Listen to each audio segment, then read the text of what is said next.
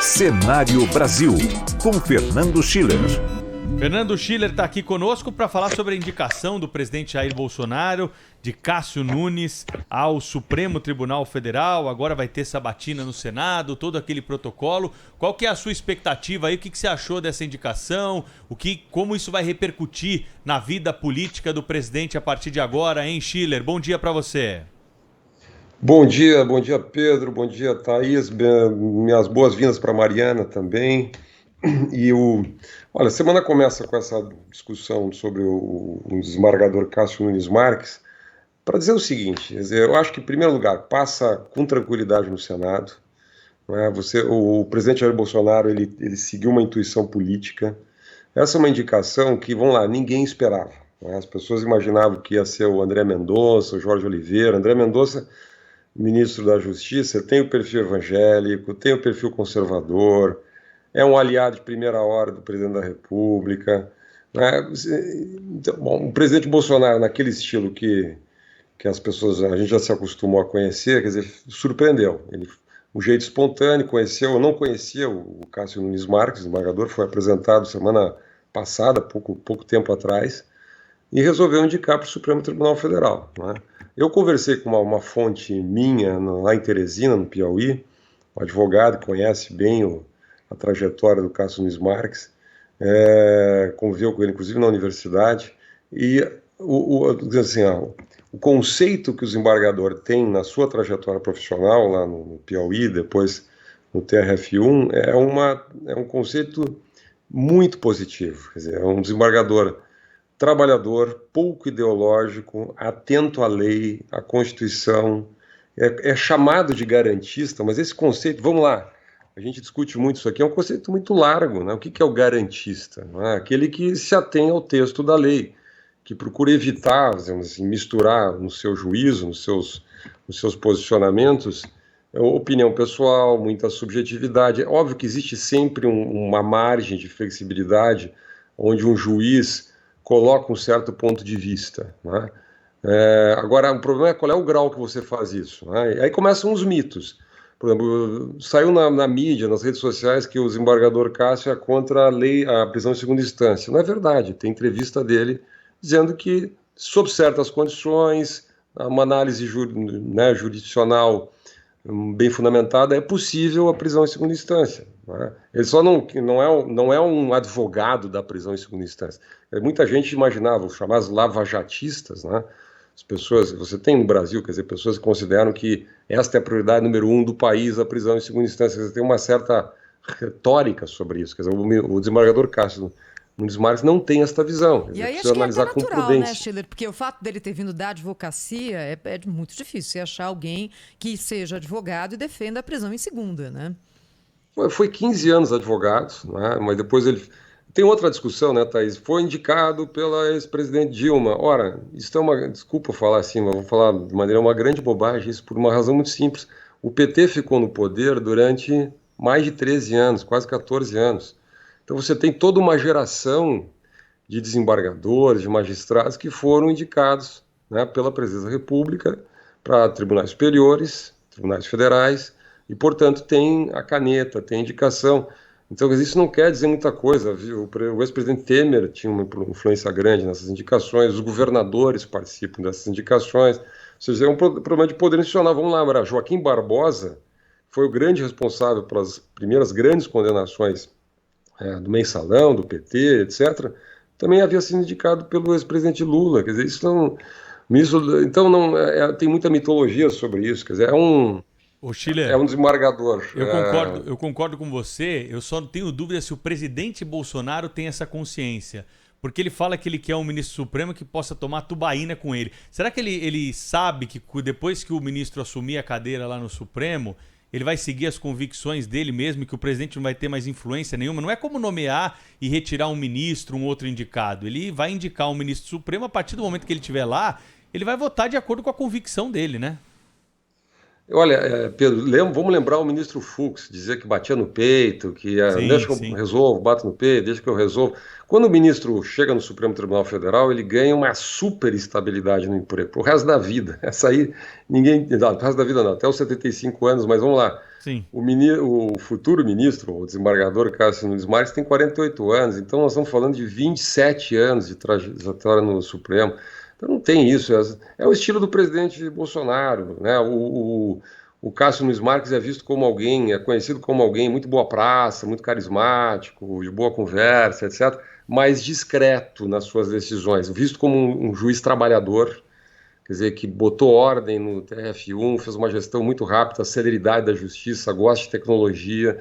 A gente for analisando o perfil dele, tem muitas das respostas que a justiça brasileira precisa. Né? Vamos lá, as pessoas queriam que muita gente queria que o presidente Bolsonaro fizesse o que fez o presidente Trump. Né? O presidente Trump, quando ele faz agora a indicação da Amy Coney Barrett, lá para a Suprema Corte Americana, que é uma juíza altamente qualificada, né? Uma discípula do Antonin Scalia, quer dizer, que é uma juíza conservadora. O Brasil não tem propriamente essa tradição. Poderia ter um juiz, quer dizer, seria preferível um juiz que colocasse na Suprema Corte brasileira um teor, digamos assim, ideológico de interpretação da justiça. Seria isso preferível? Quer dizer, a mim parece que um juiz de corte técnico, não é?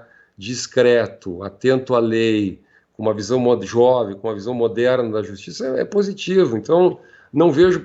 vamos lembrar, o ministro Supremo vai ficar lá 20, 30 anos, o presidente Bolsonaro termina o mandato daqui a 2 anos, talvez se reeleja, mas ninguém sabe isso. Quer dizer, quando você nomeia um ministro para o Supremo Tribunal Federal, não está nomeando para uma gestão, para uma decisão, para para tomar um café, para uma janta, está falando de alguém que vai influenciar gerações, são 20 anos, mais de 20 anos. Então, eu acho muito positivo, acho que tem muito tititi, muita conversa mole em rede social sobre isso. É uma indicação técnica, surpreendeu, contrariou a ideia de quem achava que tinha que ir um ministro ideológico, um ministro conservador, etc., para o Supremo Tribunal Federal. Agora, a manifestação do Ciro Nogueira, lá, o expoente do Centrão, saudando a nomeação, a escolha dele como ministro do Supremo, claro, como piauiense. Você também acha que essa indicação que algumas pessoas leem agora, numa ligação entre a indicação do Centrão e a escolha do novo ministro, isso também não encontra base na realidade? Olha, eu não vejo isso, Thaís. Vai ser o único ministro de origem do Nordeste que eu tenha feito aqui a conta, mas pode até me corrigir, algum ouvinte pode me corrigir. Quer dizer, então, é uma indicação regional, uma indicação do Nordeste, tem esse lado também. Acho muito difícil, quer dizer, o Centrão se reúne e diga, olha, vamos indicar esse ministro porque vai ter tais e tais decisões, daqui a 1, 2 anos ele pode nos favorecer. Eu não consigo imaginar a hipótese que um desembargador como Cássio Nunes Marques faça algum tipo de acordo, algum tipo de conchavo com um grupo de políticos para favorecer este ou aquele político nesta ou daquela decisão. Isso não é do histórico do Supremo Tribunal Federal, não está na lógica da carreira, acho que tem muita mitologia sobre isso. A indicação tem que vir de algum lugar, né?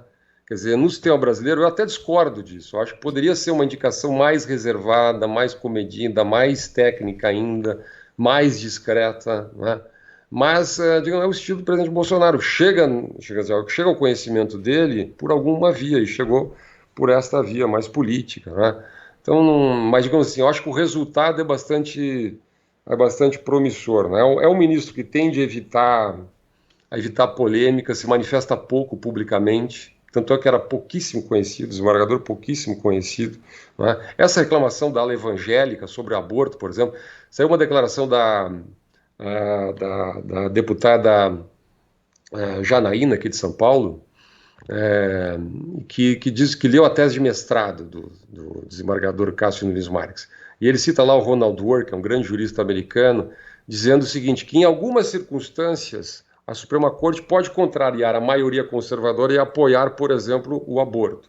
Mas é uma citação técnica, né? Eu particularmente conheço bem a obra do Ronald Ward, que é uma posição teórica, filosófica de um grande jurista americano, né, que ele cita na tese de mestrado dele. Mas, por exemplo, ninguém sabe qual é a posição do Cássio Nunes Marques sobre o aborto, né? Ele tem uma certa restrição, na medida é visto como alguém levemente conservador, é um católico, né? Então ele teria alguma restrição pessoal, mas vai interpretar isso à luz da legislação brasileira. Mesmo caso da liberação de drogas, ele tem uma visão levemente contrária, mas vai interpretar isso à luz da Constituição. Eu acho que, nesse sentido, é um ministro garantista. E cá entre nós, né? Quantas vezes a gente fala aqui de invasão do judiciário sobre o executivo, do ativismo, do subjetivismo, da corte iluminista. A minha impressão é que nós vamos ter um ministro na contramão dessa tendência. Um ministro mais discreto, que fala menos, que se atém mais aos autos, que pensa um pouquinho mais na Constituição, né, que inventa menos, Eu, nesse sentido, vou dizer que eu não acho nada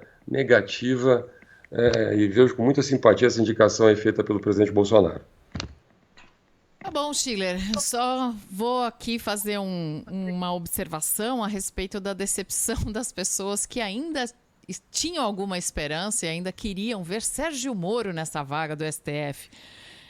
Sérgio Moro que chegou até a fazer um tweet, né? Chegou até a postar um comentário em tom de crítica, né? Essa indicação, e depois apagou o tweet.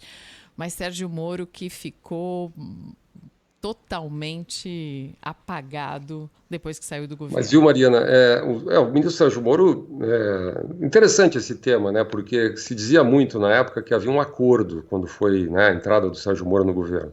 Na verdade, se viu depois que esse acordo não existia, né?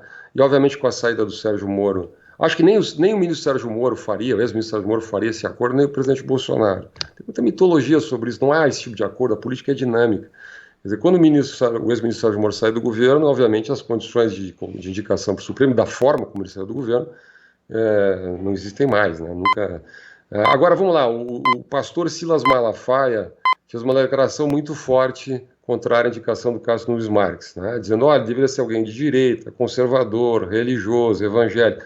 A pergunta com todo respeito aqui, eu tenho o maior respeito pela religiosidade, pelo pastor Malafaia, por outros pastores, etc., mas será que era isso que a Suprema Corte precisava? A Suprema Corte realmente precisava de um juiz evangélico, conservador, de direita, etc.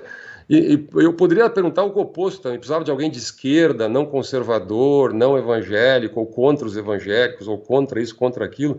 A minha opinião é que a Suprema Corte brasileira não precisa nem alguém contra nem a favor, esta ou aquela ideologia, esta ou aquela religião.